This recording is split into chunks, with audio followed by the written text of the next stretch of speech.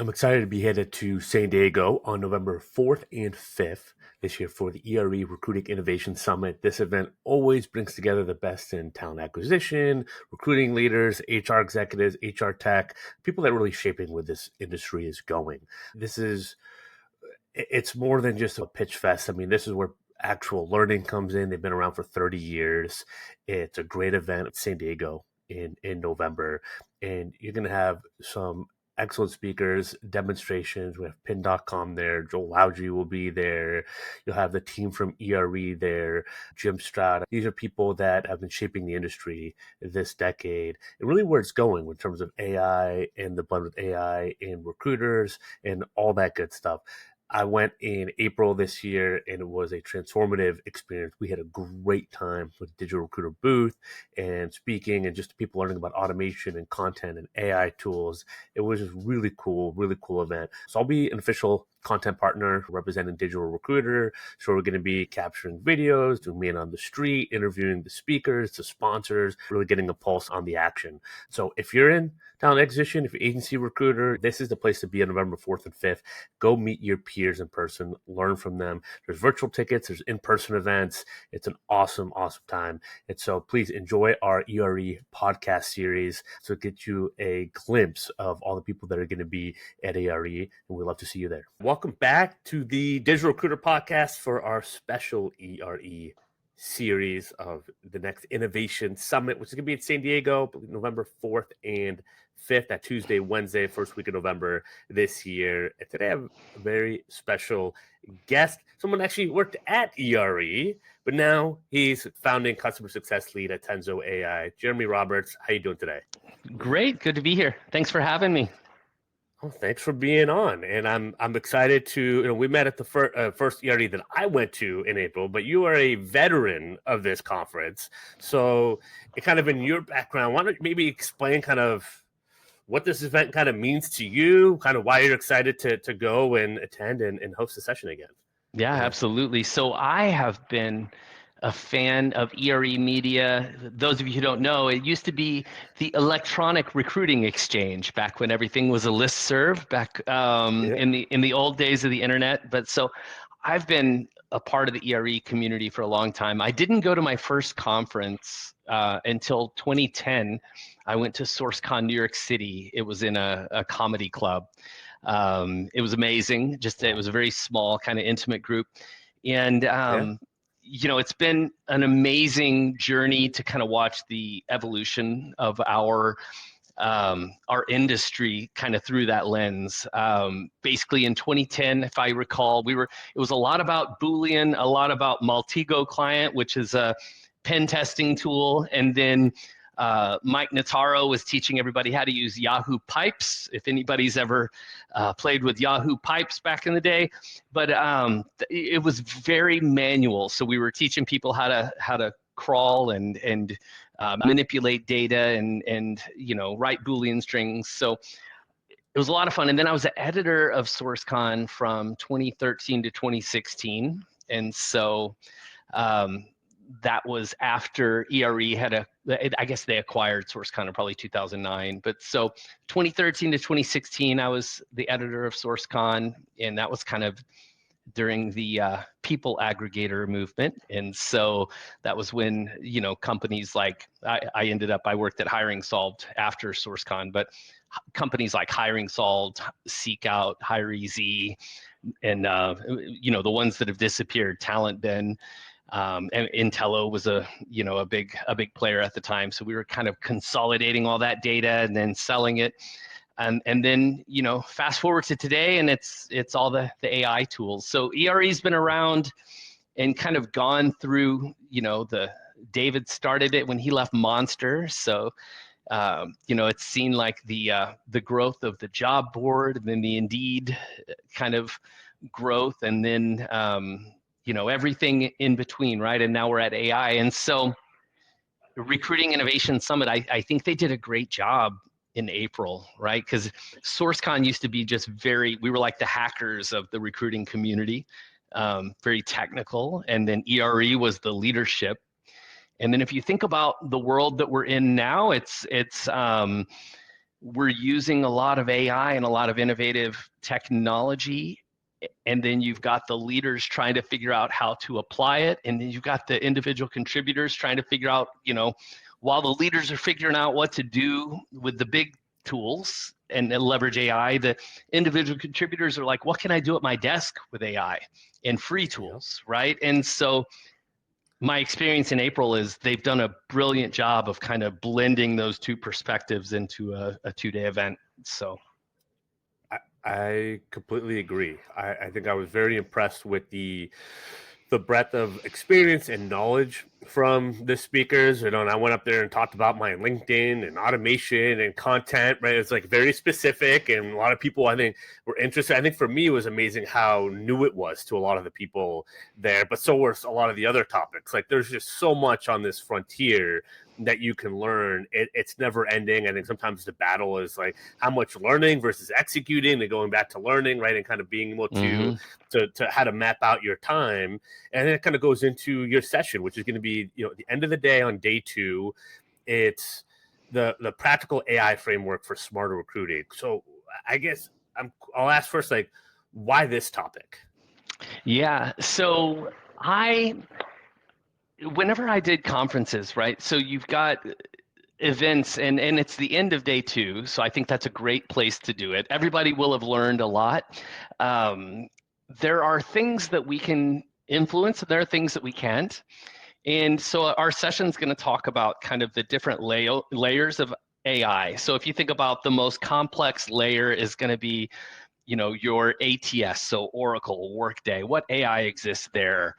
And some leaders have the right to make those changes and implement those changes and make the big decisions, right? And then you've got a couple of tiers below that, all the way down to like the individual contributor tier with zero budget, right? And what can I do with free tools? And the point of our session is to kind of help people identify where they fall and then what learnings from the previous 2 days can they apply in their desk, right? And then how do you go about doing that, socializing it, implementing it, and everything else? So I love it. I love it. And now going beyond, because we don't want to give away too much, right? Kind of the whole enchilada on what you're going to be talking about in the session. But you bring up a good point. There's going to be a lot of learning that goes up, and it's going to be the end of day 2, and it's a great day to kind of put it all together and have a framework. You're ERE SourceCon conference veteran by now. How do you typically recommend people get the most out of ERE and when they go to a conference like this that just has there's a lot to learn? Yeah, so I think kind of the point of the session is know who you are and where you sit, and then pick your sessions. Read ahead. Like don't wait until you're there and just follow the crowd.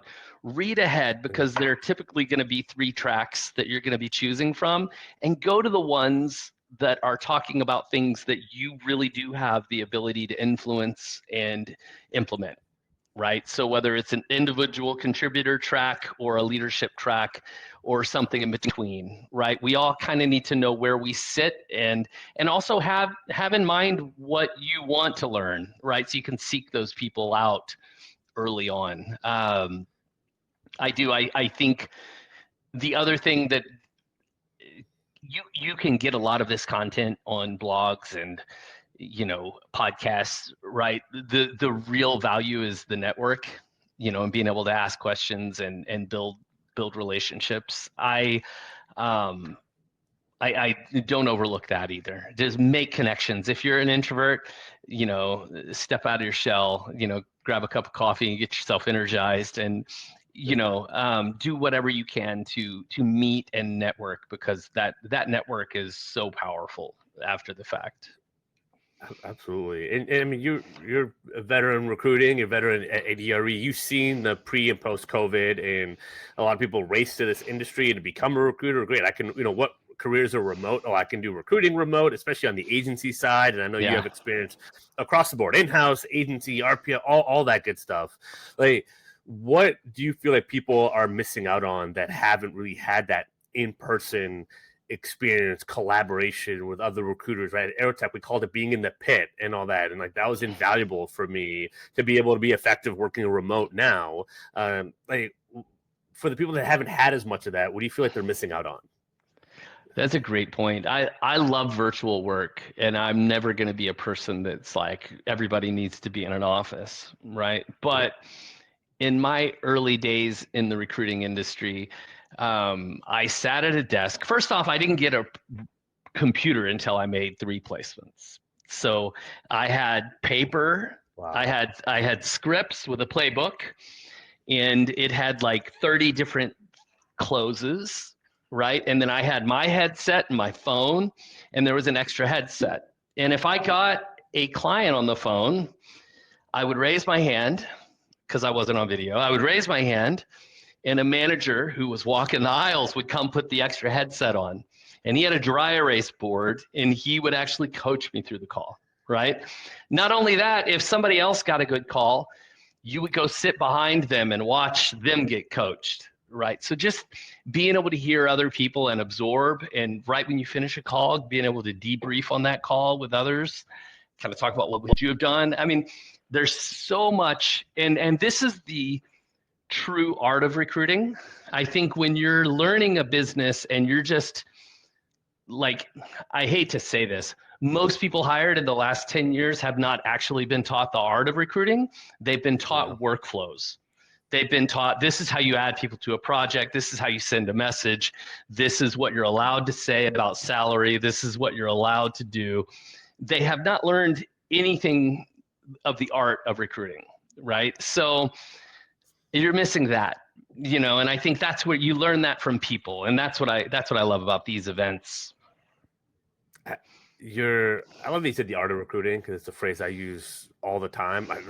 Obviously not one I came up with, but I think it's the simplest way to define. There's the science of recruiting, which is everywhere, right? And it's pretty simple. You can make it complicated if you want, with workflows and integrations, everything else. But it's, to your point, you can recruit and make placements without a computer, to your point, right? And kind of how you started, and everything else is kind of a bonus on top and maybe make us more efficient. But what are you going to do when you're on the phone, right? What are you going to do when the candidate throws you a curveball, the client throws you a curveball, right? And all that. Like, that's the art. That's the fun part of recruiting. Yeah. And to me, at least, that's what keeps me going. That's why I love coaching recruiters, because it's really about the art of it that we're coaching, because the systems, after a while, there's only so much to do once you have your system established. The art of it is the rest of it. What advice do you give to recruiters that maybe haven't been exposed to that as much and have been more maybe workflow trained, less art trained? How do you capture that, right, in 2025? Well, you need to find a mentor first off, right? Who understands that. So that might be at your organization. It might be somebody that you're following online, like Clark. You know, but you need to find a mentor that that talks about this. And basically, if you think about the last 15 years in recruiting, workflows got really tedious, right? And we've got a bunch of people who are sitting around, and they get 300 applicants. It might take a day and a half to look through 300 applicants to find 5 that are qualified. With modern technology, right, that part of the job is going away. And so now the people who are going to shine again are going to be the people who know how to prep a candidate for an interview, prep a hiring manager for an interview, debrief both parties, massage both sides of the deal, and close it, right? Because that's what we need now, right? So, and that is the art of recruiting, the psychology behind it all, and that, the person who has the best pass-through metrics on all of those steps are who's going to win, right? So if you want to I did a talk in, I think it was 2016, 2017, how to survive the machine learning and AI disruption.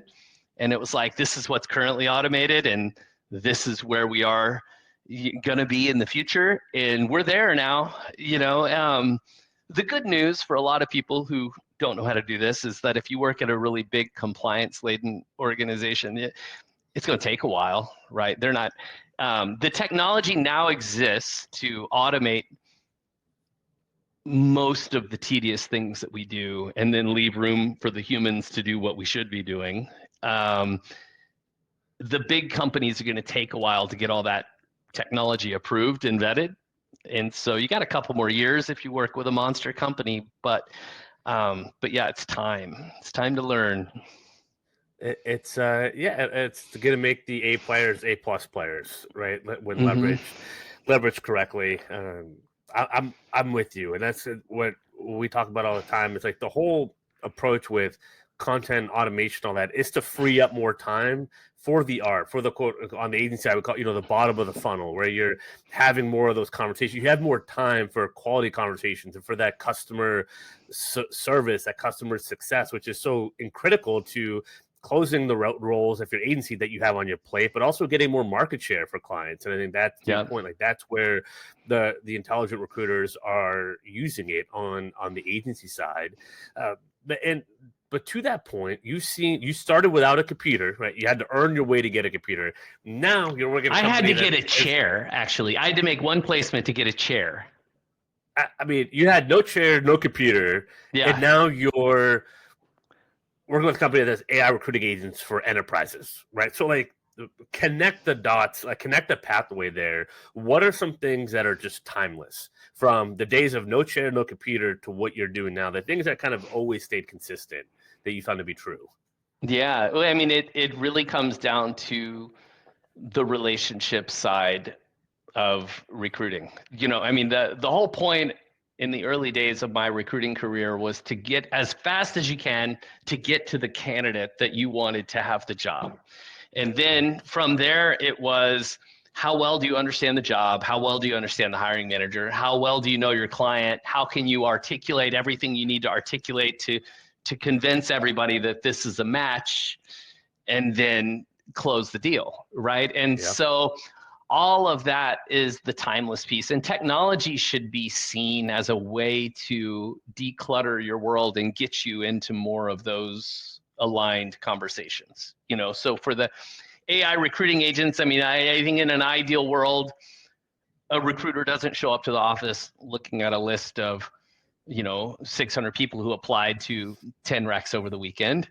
They should get there and look at a calendar with 3 to 4 interviews a day of people who are qualified, interested, available. And then your goal is to, okay, of these 3 for this one rec, these are the 2 that I really believe in.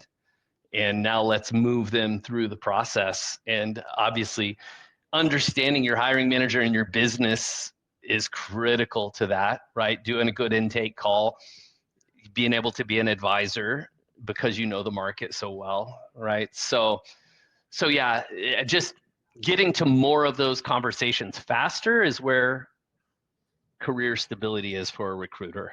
So, amen. I couldn't agree anymore, and that's very well said. So, well, as we wrap this up, I mean, beyond the fact that it's San Diego in November, what are the other reasons someone should think about at least going in person, right, and come hanging out with us in person at ERE? Yeah, well, I think it's a great, if you're an employer, trying to take care of somebody who's kind of been through a rough couple of years with you, I think this is a great place to send them to kind of get energized, bring new ideas. If you're the individual, I can't tell you how much it's paid off for me over the years, just in terms of, being able to take care of everything I need to take care of in life for my family, right? So the people from these events have, kept food on my plate, and just connecting with people face to face. I mean, I remember exactly when I met you, right? We've only been in person together one time, but I remember exactly where that was. I feel like, anytime you reach out to me now, we've met in person, we've had a good time and kind of shared conversation. I don't know, there's just something about that goes so much further than, I don't care how many times you like somebody's post on LinkedIn, it's not the same, so. I'm with you. I love it. It's we met. I think Joel introduced us, and we connect on LinkedIn, connect on Facebook, whatever. Like you have more people that you're rooting for, and vice versa that are rooting for you, right? Mm-hmm. And there's just something very meaningful about that. And then now I'm going to my second conference, and like we get to meet up again. We'll have more to talk about this time, and like it just builds and builds. And I was kind of like the awkward new kid at school in April, like just trying to navigate the conference. Obviously everyone's super nice and very welcoming, but it's just like builds. It's like don't just go to one, like go to multiple and pick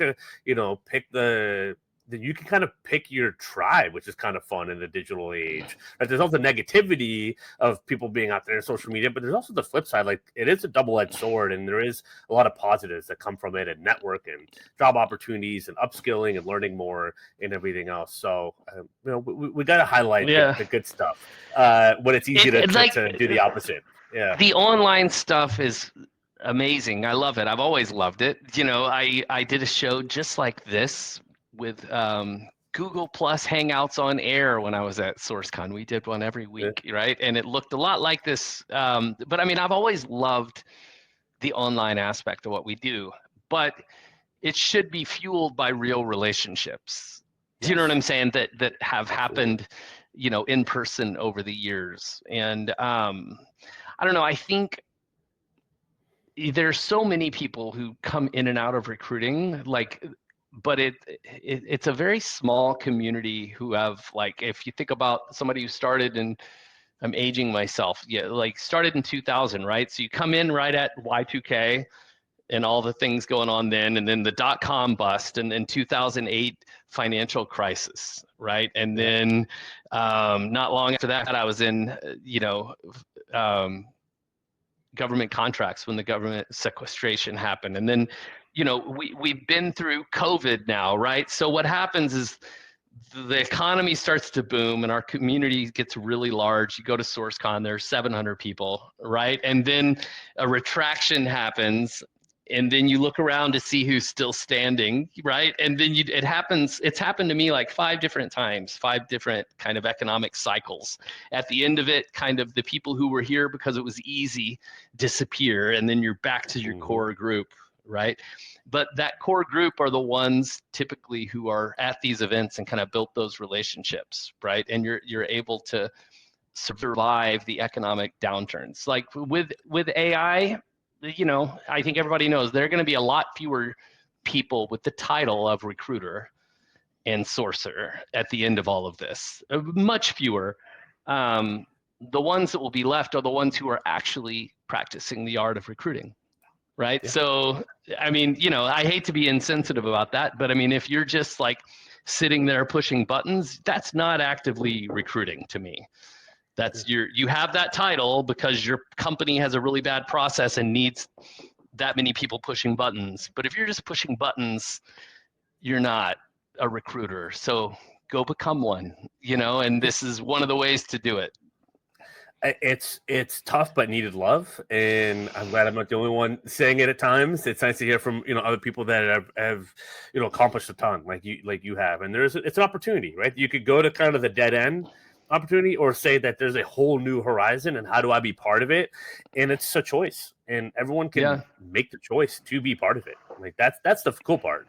Yeah, no, it's changing, but I think that this is kind of how you go and you meet the people who are making decisions too. Like there's gonna be a lot of decisions made over the next few years, and if you're negatively impacted by a decision, you want to know the other people making decisions, who can let you back in, right? And your network humbly is your speaking, network. I'm not speaking arrogantly as somebody who hasn't been on the receiving end of that. I actually was the victim, or kind of I had to make a change this year, and the only thing that has made that easy is the people I know that I've gotten to know over the years in person. So I mean, I don't think that could be a better selling point, right? Your network is not just your net worth, but where opportunities come from and where true job security comes from, right? It's a way to avoid the easy apply button, when you, if it gets to that point. So I'm glad that it was able to support you. And I know you always give back and give way more than you get at the conference. And that's why they keep asking you to talk and come back, which is great. Well, I appreciate it, man. So, yeah, well, appreciate you being on here, and looking forward to seeing you again in San Diego. And if you're listening, make sure to join and get a ticket and join us there. We'll come in. Yep, Hope to see you All guys right. there. Thanks. Thanks, Jeremy. All right. Make sure to like, subscribe, all that. And more importantly, show up to ERE. And if you can't make it, you can get a virtual ticket. But if you can come in person, again, San Diego, first week of November, what more could you ask for, especially if you're in the Midwest like me? So I until next should time, y'all. say Yeah. the virtual tickets are worth it. I went all in on in person, but the virtual tickets are worth it as well. So We got do a it. ton of good feedback about the virtual, and I got messages about people watching my session in April virtually. They got a ton out That's of it. awesome. So there's Well, good. nothing wrong with it. Yep. But in person if you can. If not this time, then next time. But we don't get to meet you in person. We want to meet you in person. Well, that's the thing. So yeah. And if you need some people to hang out with, come talk to us. So Yep. But I appreciate you, man. We'll see you there, and we'll talk soon, man. All right. Good to see you.